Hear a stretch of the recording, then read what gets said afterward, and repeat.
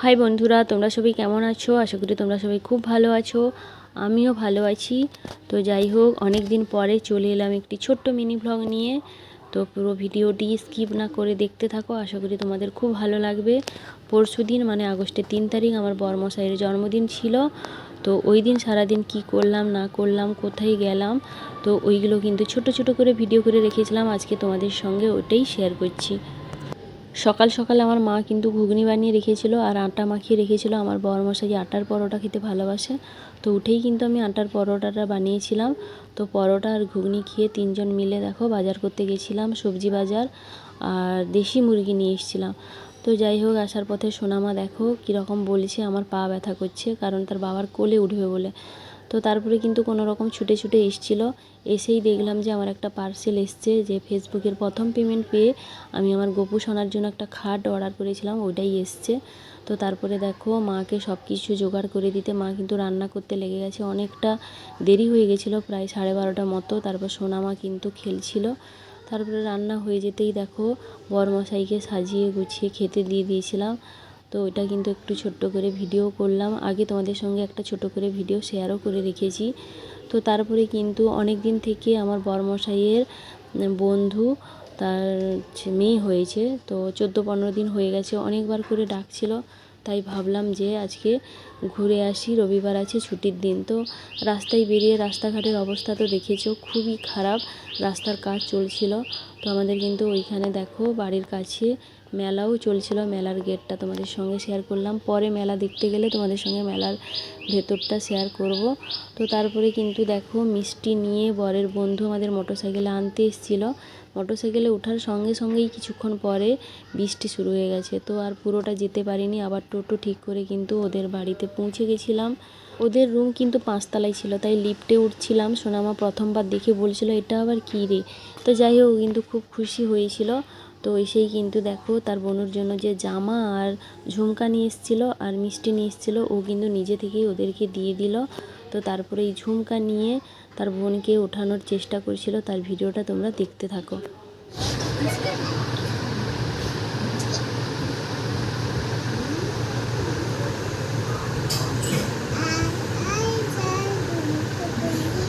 তুই ঘুম থেকে তুলছিস না ঘুম পাড়াচ্ছিস?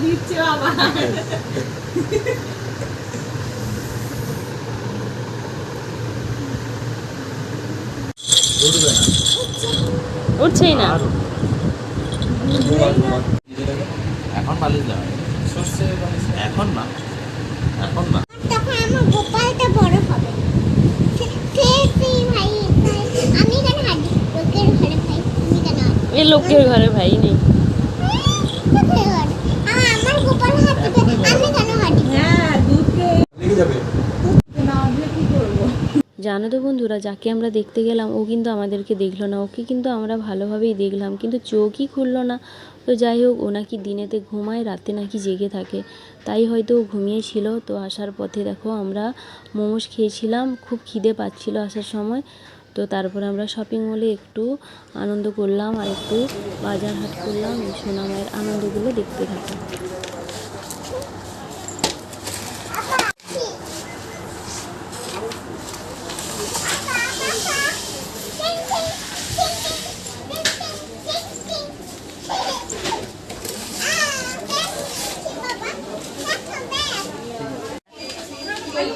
না নিব না, হ্যাঁ জানি না। শপিং মলের ভিতরে সোনামায়ের বয়সে একটা বন্ধু পেয়ে তার সঙ্গে কত আনন্দ করলো, দেখে তো খুব ভালো লাগছিল। তো ওই ছেলেটার মাও ভিডিও করে নিয়ে গেছিলো, আর আমিও কিন্তু তোমাদের সঙ্গে শেয়ার করবো বলে একটু ভিডিও করে কথা বলছে। ইংরেজিতে কথা বলছে। কি বলবো আমি?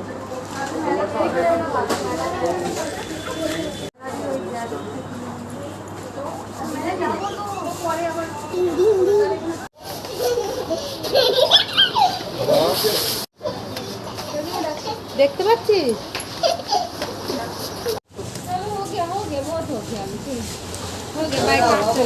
बाय बाय बाय कर दो, गुड नाइट।